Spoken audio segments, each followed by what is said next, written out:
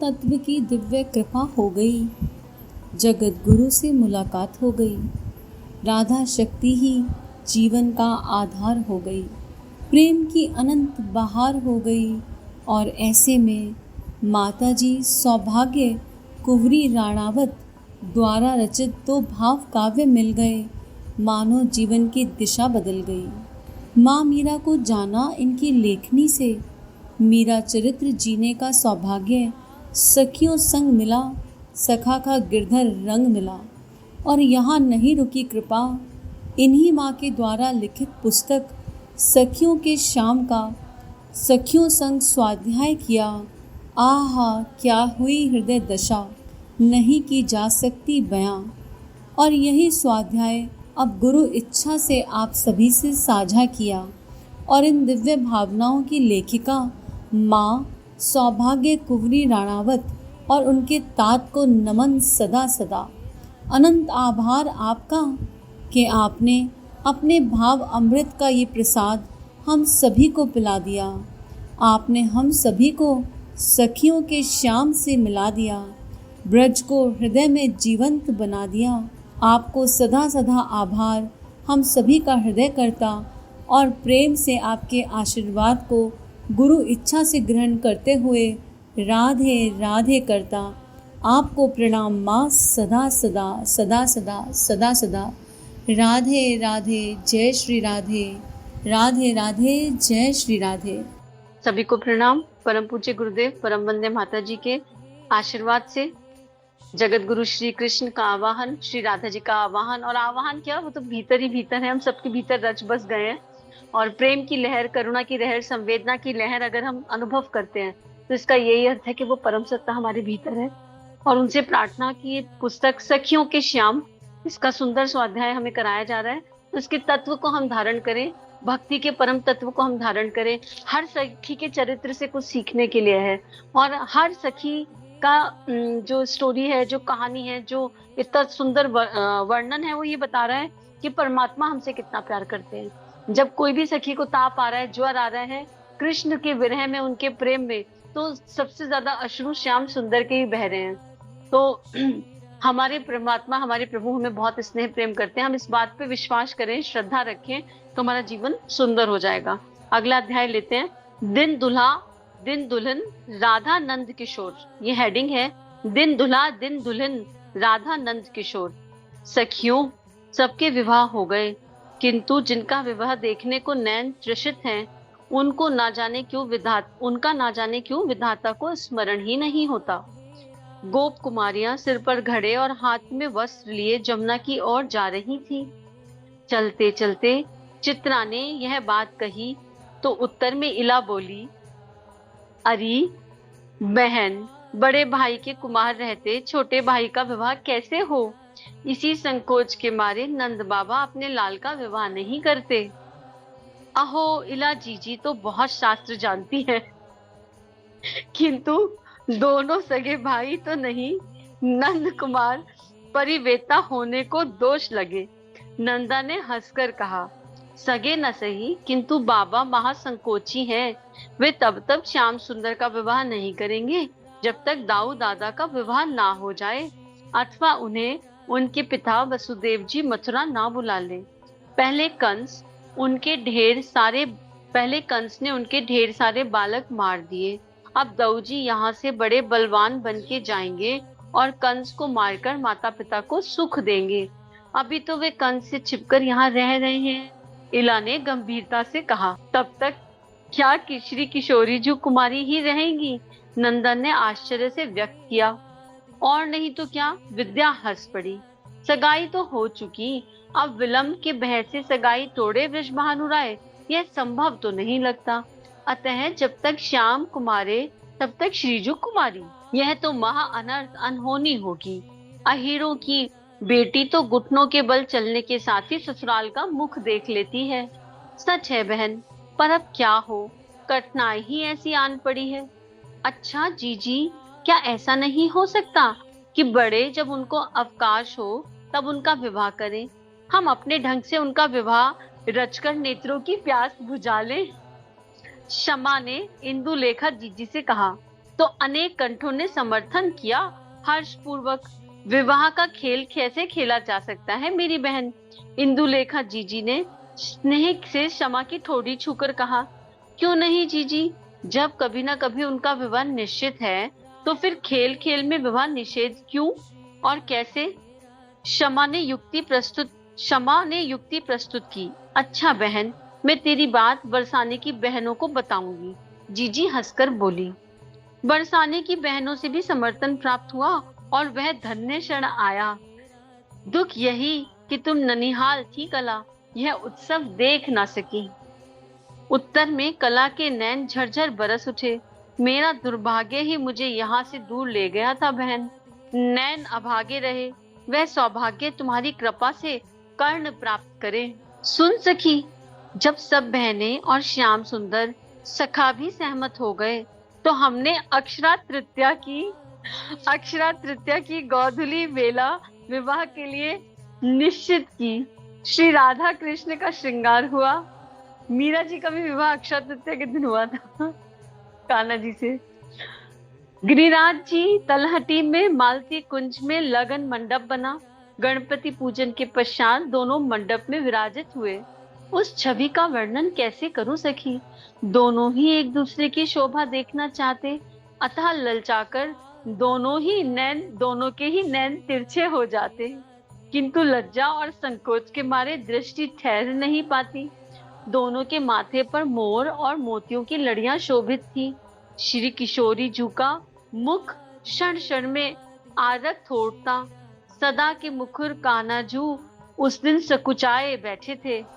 मधुमंगल ने दोनों ओर का पौरोहित्य निभाया। सदा के मस्खरे मधुमंगल को धीर गंभीर स्वर में मंत्र पाठ और शाखोच्चार करते देख विश्वास नहीं हो पा रहा था कि यही चिढ़ने चिढ़ाने वाला मधुमंगल है। कन्यादान के समय एक आश्चर्य हुआ। ना जाने कहां से एक बूढ़ा ब्राह्मण आ पहुंचा। अपनी कांपती वाणी में हाथ जोड़कर बोला, यह सौभाग्य मुझे प्रदान कर दो। उसे देखते ही श्री राधा कृष्ण ने खड़े होकर प्रणाम किया और सिर हिलाकर उनकी प्रार्थना स्वीकार की। उस बेचारे की दशा तुम देखती, रोमोत्थान से कांपती देह, शिथिल वाणी से निकलता मंत्र पाठ और नैनों से झरता प्रभा। जब पान सुपारी श्रीफल पुष्प और दक्षिणा के साथ उसने श्री किशोरी जू का कर श्याम सुंदर के हाथ में दिया तो तीनों की ही देह में हल्की सी सिरहन थरथरा उठी। संख्या मंगल गान और सखा विनोद करना भूल गए।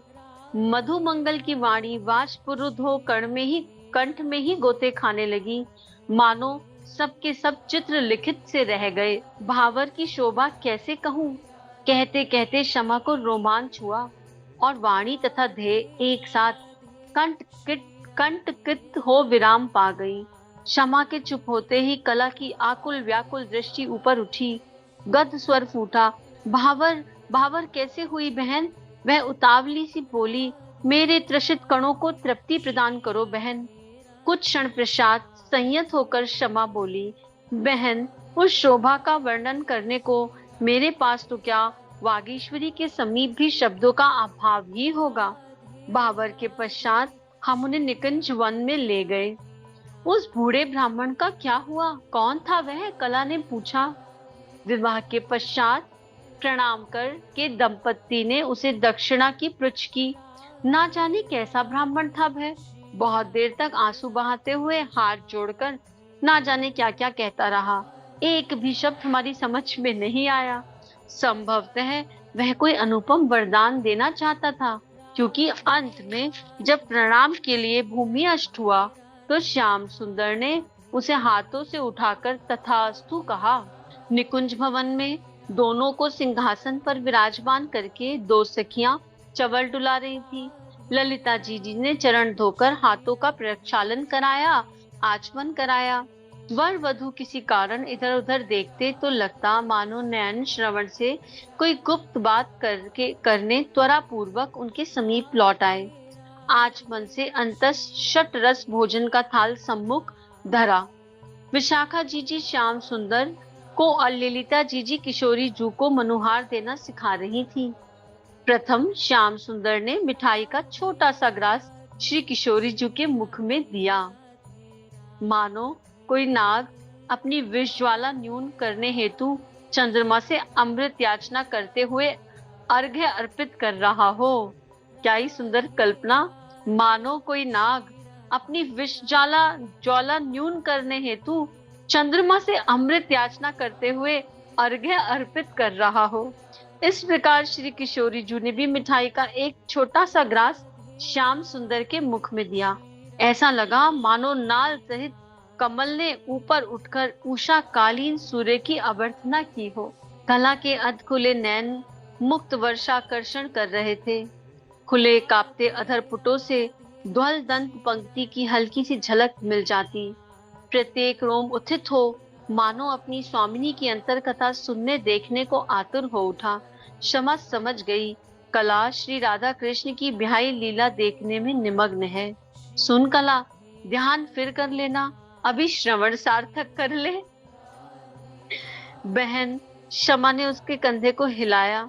उसके नैन उघड़े तो भीतर भरा जल ऐसे झड़ पड़ा जैसे दो संयुक्तों से मुक्त वर्षण किया हो। आगे उस दृष्टि ने प्रश्न किया और क्षमा कहने लगी। भोजन के पश्चात इला ने हस्त प्रक्षालन कराया, तांबूल अर्पण किया। यह लो, आ गई इला भी।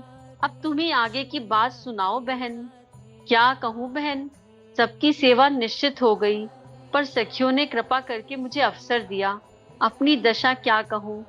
हाथों का कंप, नेत्र के अश्रु और कंठ के स्वर सब मिलकर मुझ स्थिर को अस्थिर करने मानो कटिबद्ध हो गए।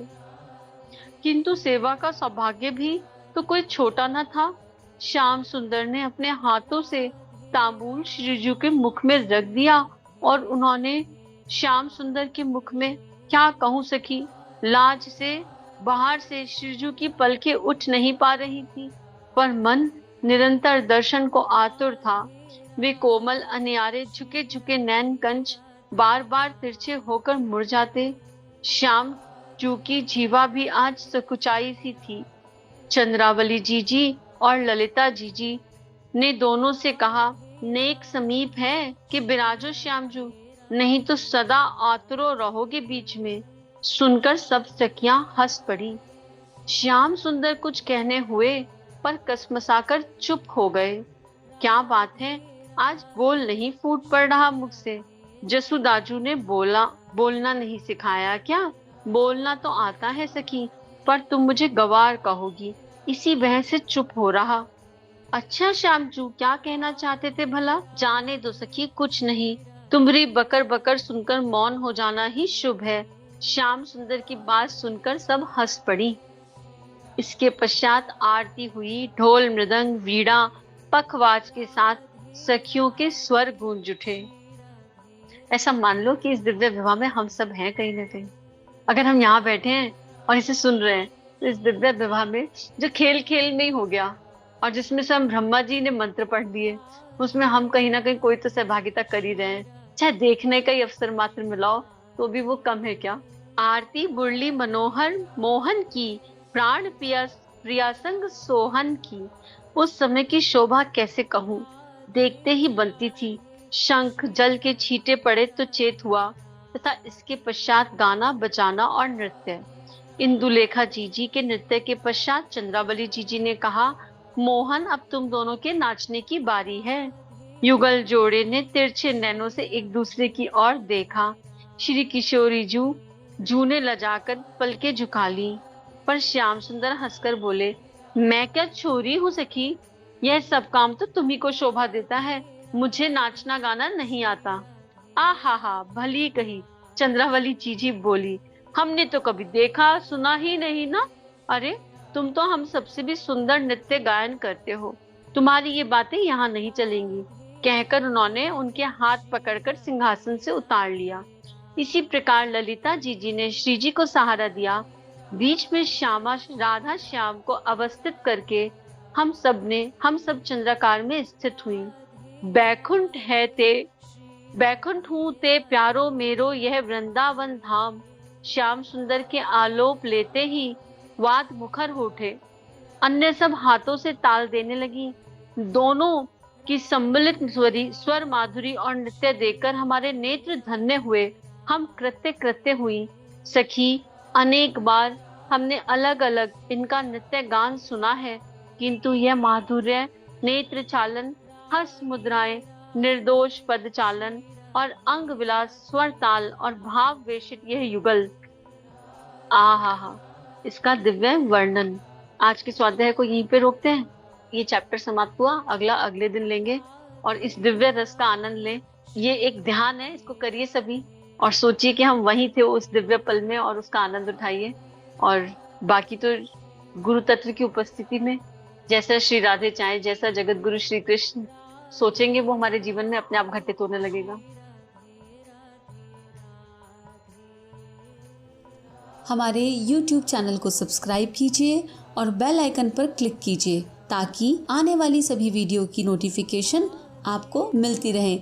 आप सभी को बहुत बहुत थैंक यू।